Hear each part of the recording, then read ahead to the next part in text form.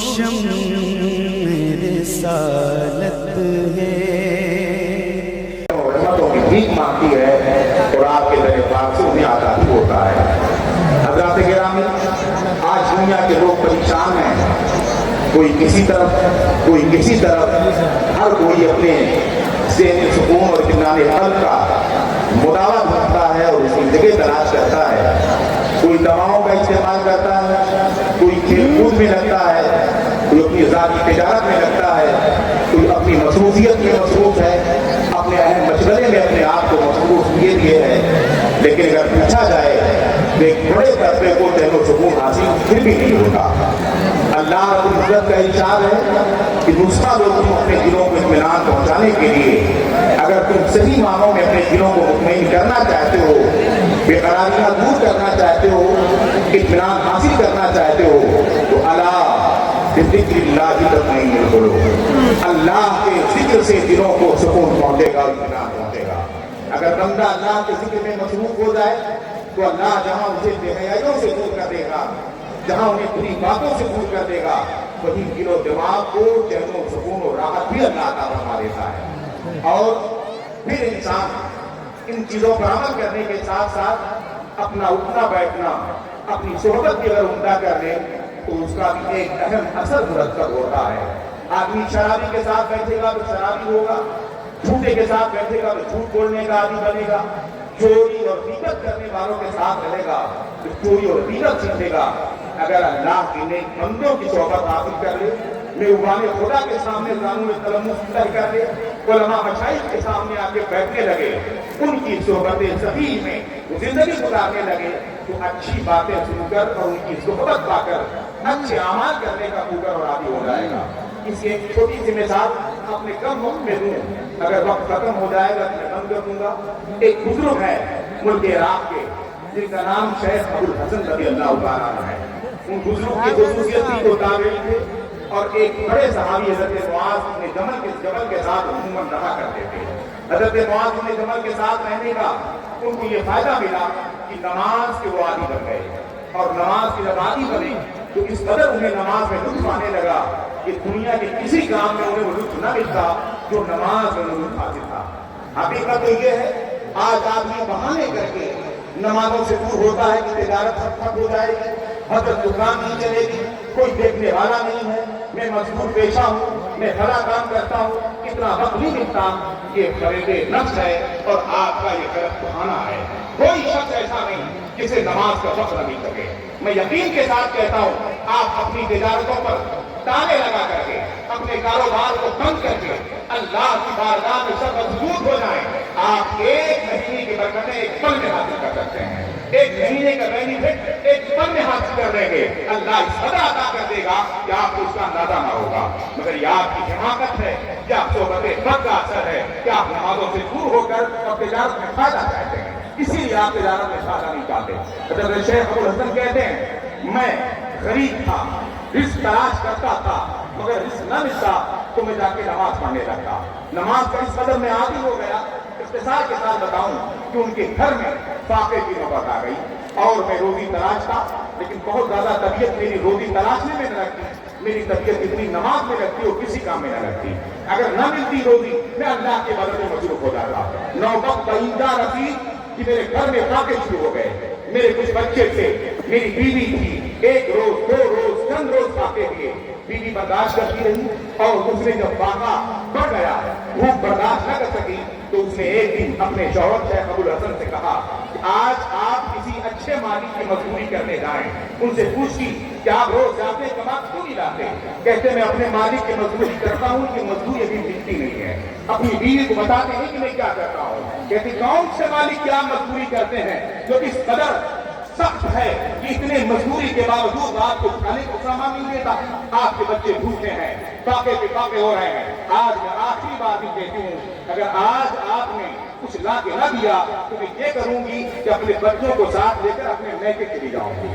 اس سے عورتوں کو درس حاصل کرنا چاہیے کہ شوہر اگر پریشان حال ہوں تو دست بغیبہ ہو کر ان سے ڈرنا نہیں چاہیے، ان کا ادب ہمیشہ بجا لانا چاہیے، سر کا تاج سمجھ کر بادب ان سے گفتگو کرنی چاہیے۔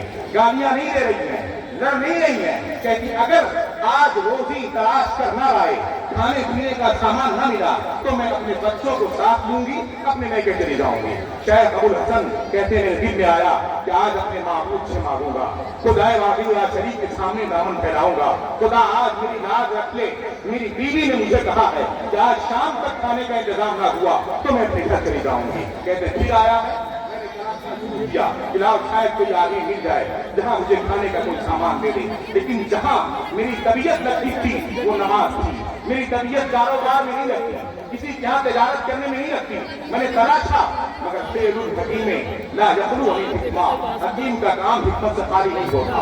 अल्लाह की मर्जी थी कि दुनियावी कोई शख्स, कोई आदमी इसे ना दे खाने को, ये किसी की नौकरी करके अपनी रिस्क सामान मुहैया न करे, मैं गैर से इसे आता करूं। इसलिए कहते हैं तकरीबन दोपहर तक मैंने तलाशा कहीं काम मिल जाए, कहीं कोई काम कर लूं जिससे खाने का सामान मैसर हो जाए, मगर कहीं ना मिला। अब मैं सरगर्दा और परेशान नहीं हुआ कि मैं अब तो अपनी बीवी को क्या जवाब दूंगा, अब मैं क्या करूंगा। आज आदमी खाने के लिए चोरियां करने लगता है, खाने के लिए खड़े देने लगता है, डाका मारने लगता है, किसी को जुर्म का शिकार बनाता है। हमारी शरीयत न चोरी की इजाजत देती है, न फरेब की इजाजत देती है, न जुल्म की इजाजत देती है, न किसी को परेशान करने की इजाजत देती है। ये शरीयत तो ऐसी हसीन शरीयत है जो हमेशा मदद की इजाजत देती है, दस्तगीरी बताती है, जुल्म को दूरी बताती है, परेशान लोगों की परेशानियां दूर करने का दर्ज देती है, हमेशा गिरते हुओं का सहारा बनने का दर्ज हमारी शरीयत देती है। हज़रत शेख अबुल हसन कहते हैं, मैंने कुछ न किया, सोचा दरिया है, दरिया के किनारे जाऊं जहां सन्नाटा हो, उसी माबूद के सामने सर झुका दूं, उसमें लज्जत आएगी और उसकी रहमत से उम्मीद है कि मेरा नाम बंदों पर जुल्म नहीं करता। इन लोगों नहीं सके वो बंदों पर जुल्म नहीं करता। आज मेरी लाज रखेगा। मैं नहर और दरिया समंदर के करीब पहुंचकर रेतीली सरजमीन पर फिर नमाज में मशरूफ हो जाता हूँ। वही रग़बत है, वही शौक है, वही शौक है, अल्लाह का इश्क मस्त किए है मुझे।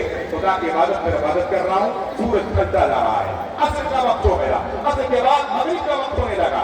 आज हम 10 मिनट की इबादत के लिए कहीं से टाइम नहीं मिलता, बीमार हूँ, बच्चा नहीं आने देता, स्कूल से नहीं टाइम मिलता, तजारत से नहीं मिलता। वो रोजी तलाशने आए थे, घर से बाहर निकली गई थी कि आज चली जाऊंगी, मगर कहा लज्जत मुझे वहीं आती थी कि अल्लाह की इबादत करने लगो। जब इबादत करने लगा शाम का वक्त करीब हो गया कि सूरज डूबने के करीब है, कुछ मैसर बर्दाश्त ना हुआ। मैंने एक शाही बहाना ढूंढा।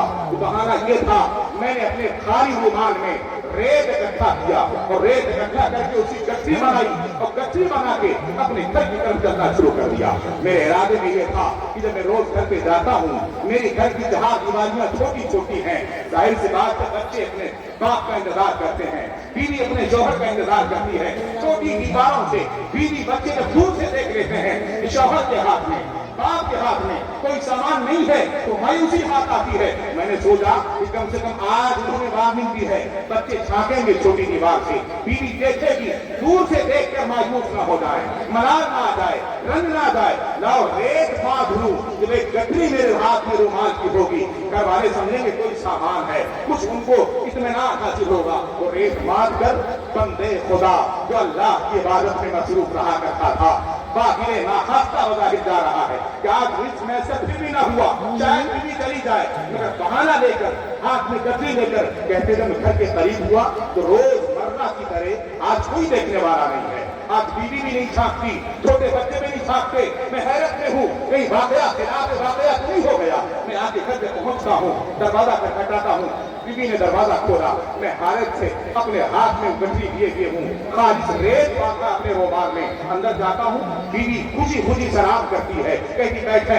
मैं ताज्जुब में हूँ। आज बीवी मुझसे पूछती नहीं कि खाने का सामान लाए हो कि नहीं लाए हो, कोई बनने का सामान लाए हो कि नहीं लाए हो। मैं पूछता हूँ क्या बात है, आप बैठे तो सही, आप बैठे मैं खाना लगाती हूँ। फिर मैं हैरत से पूछता हूँ कि कैसा खाना, अरे कई किस्म का खाना मैंने तैयार कर रखा है, आप मुझसे बहाने करते हैं, आप बैठे मैं खाना लेके आती हूँ। मैं ताज्जुब करता हूँ, पूछता हूँ बच्चे कहाँ हैं, कहा बच्चे खाना खा के पेट भर गए हैं उनके और वो शिकम सैर होकर सो गए हैं। फिर मैं कहता हूँ खाना आया कहाँ से, मुझसे मुस्कुरा के कहती है रोज तो शायद आज आप मेहनत नहीं करते थे, आज किसी करीम जात की बारगाह में आपने खिदमत की है और ऐसे सभी की बारगाह में खिदमत की है जिसने रोज से कई गुना ज्यादा रजिया मुझे भेज दिया है।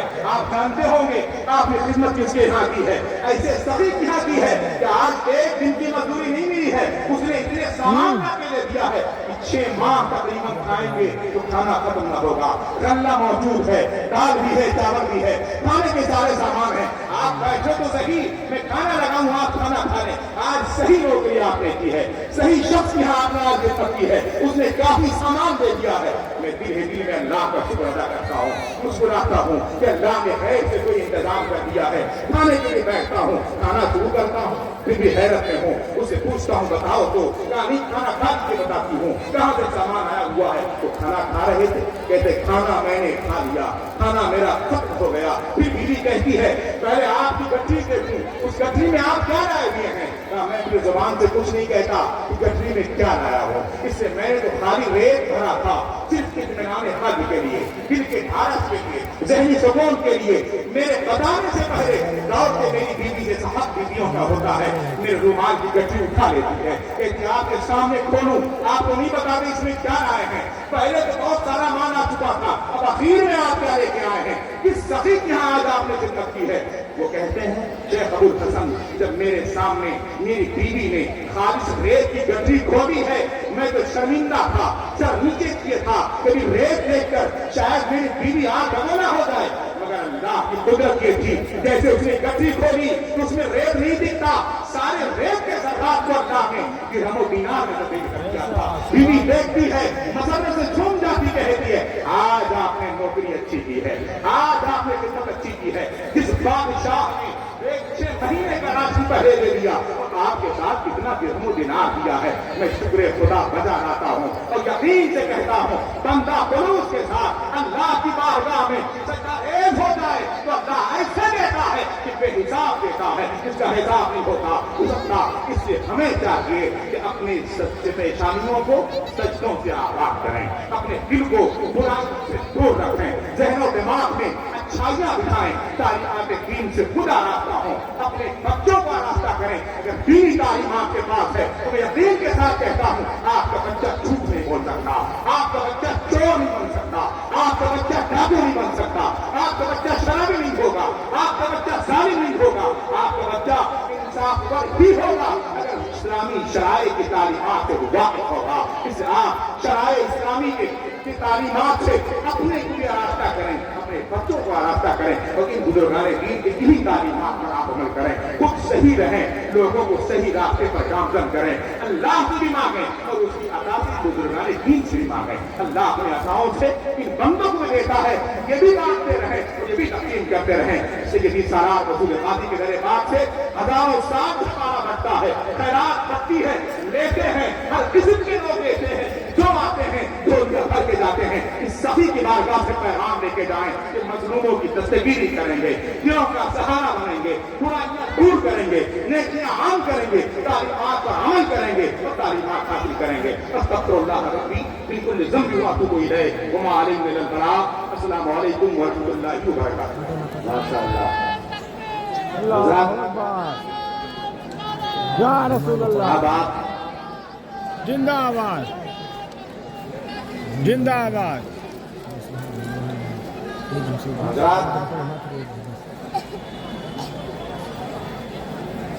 बहुत खूबसूरत पैगाम आप हजरात को दिया हजरत ने। बरोज़े हज होठों पर हंसी मालूम होती है, ये उम्मत तो रसूल पाक की मालूम होती है। मदीना जिसने देखा है जब वो जाएगा जन्नत में कहेगा ये जगह देखी